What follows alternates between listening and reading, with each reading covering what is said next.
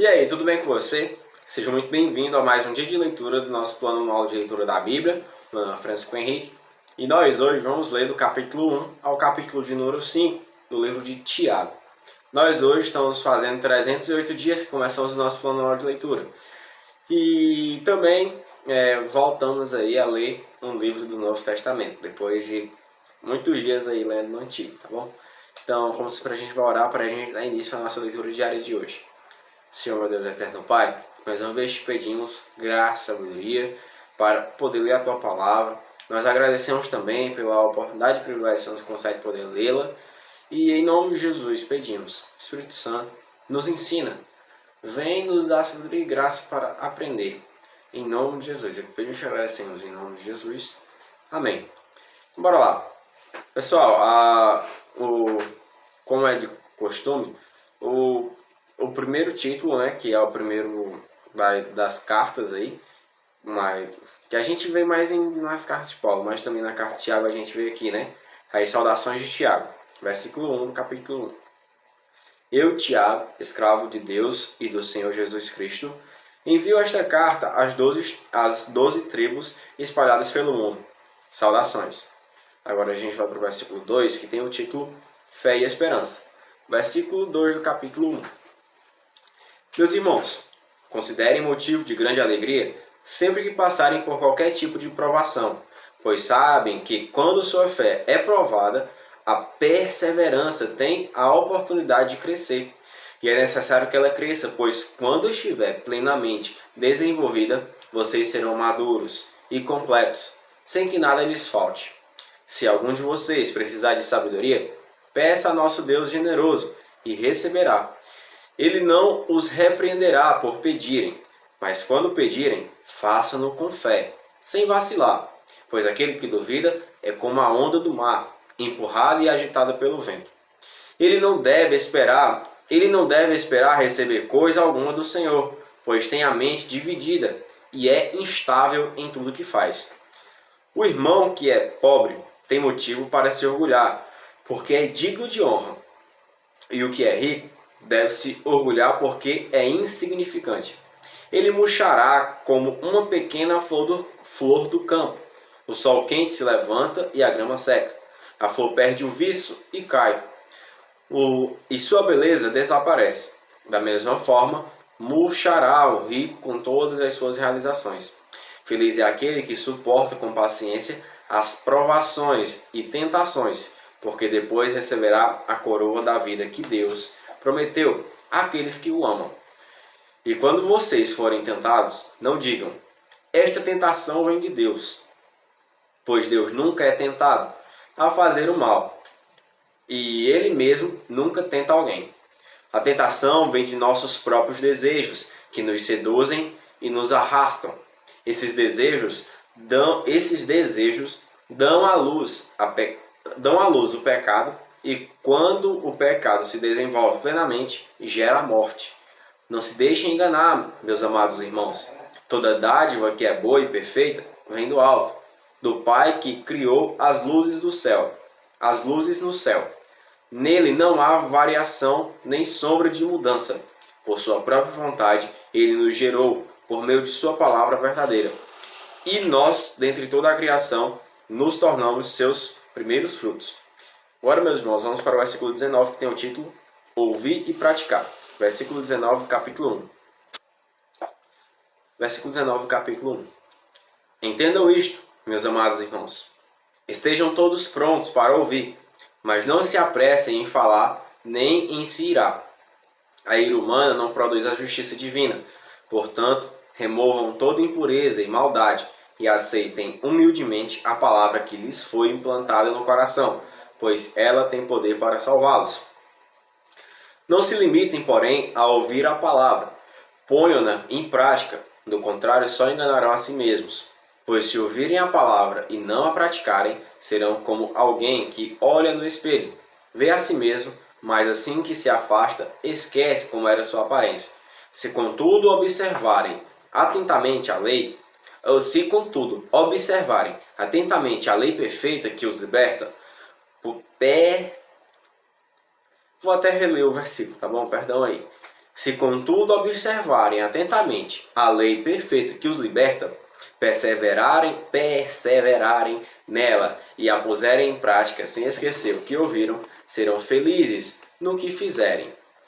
Se algum de vocês afirma ser religioso, mas não controla a língua, engana a si mesmo e a sua religião não tem valor. A religião pura e verdadeira aos olhos de Deus, o Pai, é esta: cuidar dos órfãos e das viúvas em suas dificuldades e não se deixar corromper pelo mundo. Meus irmãos, agora a gente vai para o capítulo 2, que tem o título A Advertência contra o Pecado. Advertência contra o Preconceito. Versículo 1 do capítulo 2. Meus irmãos, como podem afirmar que têm fé em nosso glorioso Senhor Jesus Cristo e mostram favorecimento a algumas pessoas?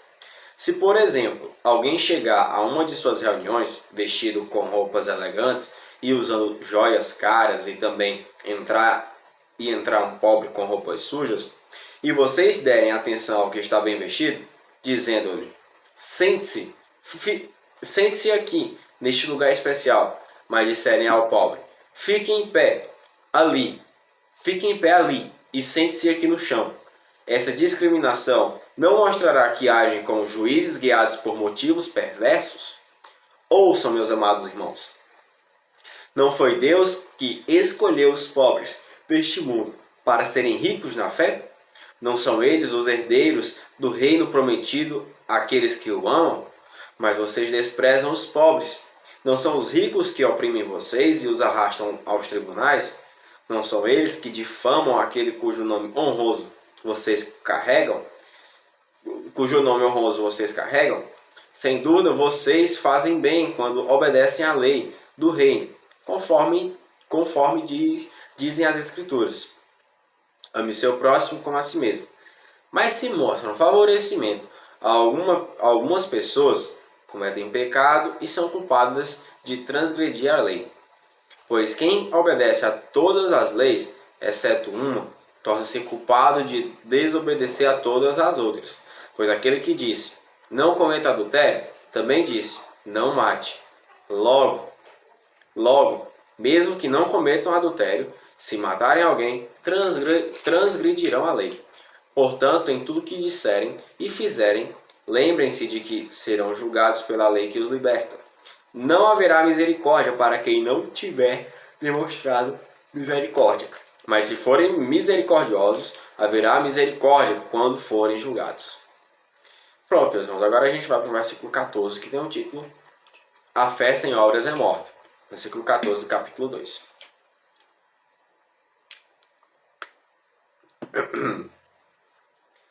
De que adianta, meus irmãos, dizerem que têm fé se não a demonstram por meio de suas ações? Acaso esse tipo de fé pode salvar alguém? Se um irmão ou irmã necessitar de alimento ou de roupa, e vocês disserem: até logo, e tenha um bom dia, aqueça-se e coma bem, mas não lhe derem alimento nem roupa, em que isso ajuda? Como vem a fé por si mesma, a menos que produza boas obras, está morta. Mas alguém pode argumentar: uns têm fé, outros têm obras. Mostre-me sua fé sem obras, e eu, pelas minhas obras, lhe mostrarei minha fé. Você diz crer que há um único Deus. Muito bem. Até os demônios creem nisso e tremem de medo. Quanta insensatez! Vocês não entendem que a fé sem as obras é inútil? Não lembram que nosso antepassado Abraão, não se lembram que nosso antepassado Abraão foi declarado justo por causa de suas ações quando ofereceu seu filho Isaque sobre o altar? Como vem, sua fé e suas ações atuaram juntas, e assim as ações tornaram a fé completa. Aconteceu exatamente como as Escrituras dizem: Abraão creu em Deus, e assim foi considerado justo. Ele até foi chamado de amigo de Deus. Vejam, somos declarados justos pelo que fizemos, e não apenas pela fé. Raabe, a prostituta, é outro exemplo. Ela foi declarada justa por causa de suas ações, quando escondeu os mensageiros e os fez sair em segurança por um caminho diferente. Assim como o corpo sem fôlego está morto, também a fé sem obras é morta. Pronto, meus irmãos, agora a gente vai para o capítulo 3, que tem o título A Importância de Controlar a Língua. Versículo 1 do capítulo 3.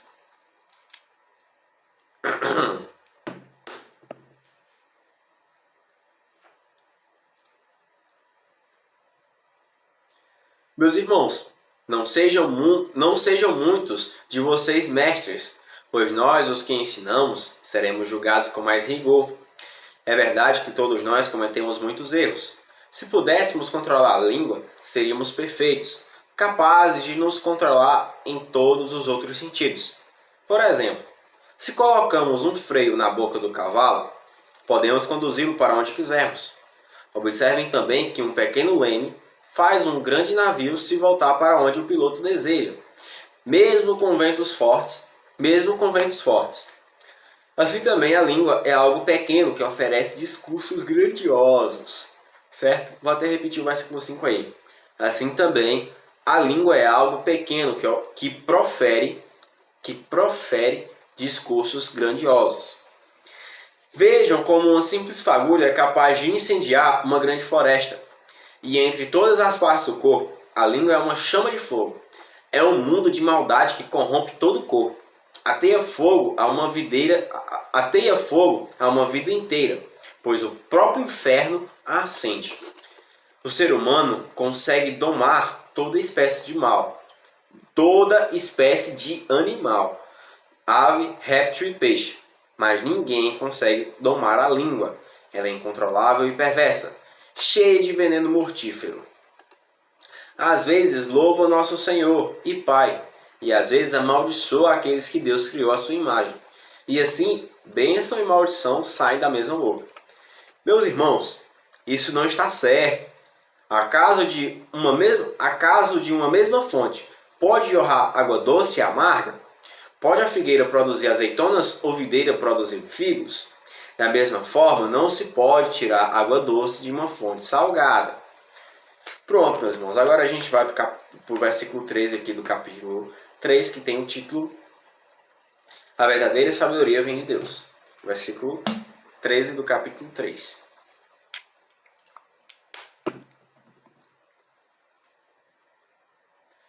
Se vocês são sábios e inteligentes, demonstrem isso vivendo honradamente, realizando boas obras com a humildade que vem da sabedoria.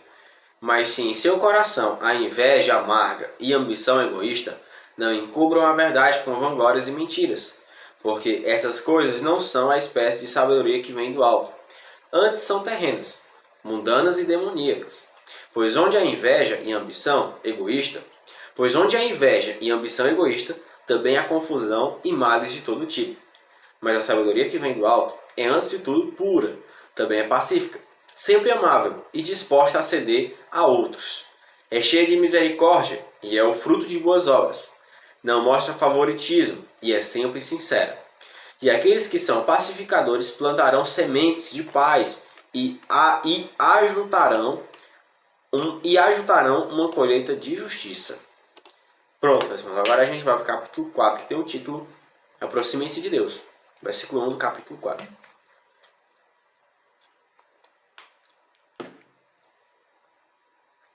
De onde vêm as discussões e brigas em seu meio? Acaso não procedem dos prazeres que guerreiam dentro de vocês? Querem o que não têm e até matam para consegui-lo. Invejam o que os outros possuem. Lutam e fazem guerra para tomar deles. E, no entanto, não têm o que desejam, porque não pedem. E quando pedem, não recebem, pois seus motivos são errados. Pedem apenas o que lhes dará prazer. Adúlteros, não percebem que a amizade com o mundo os torna inimigos de Deus? Repito, se desejam ser amigos do mundo, tornam-se inimigos de Deus. O que vocês acham que as Escrituras querem dizer quando afirmam que o Espírito colocado por Deus em nós tem ciúmes? Contudo, Ele generosamente nos concede graça, como dizem as Escrituras. Deus se opõe aos orgulhosos, mas concede graça aos humildes. Pronto, meus irmãos, agora a gente vai para o versículo 7, que tem o título Resistam ao diabo. Versículo 7 do capítulo 4. Portanto, submetam-se a Deus.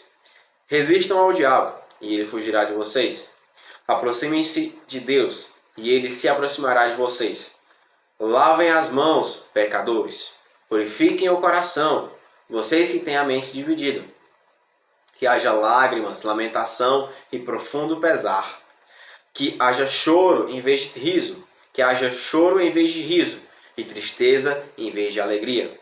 Humilhem-se diante do Senhor, e Ele os exaltará. Agora a gente vai para o versículo 11, que tem o título Não julguem os outros. Versículo 11. Irmãos, não falem mal uns dos outros. Se criticam e julgam uns aos outros, criticam e julgam a lei. Cabe-lhes, porém, praticar a lei e não julgá-la. Somente aquele que deu a lei é juiz, e somente ele tem poder de salvar ou destruir. Portanto, que direito vocês têm de julgar o próximo? Meus irmãos, agora a gente vai para o versículo 13, que tem o título Não confiem em si mesmos. Versículo 13 do capítulo 4.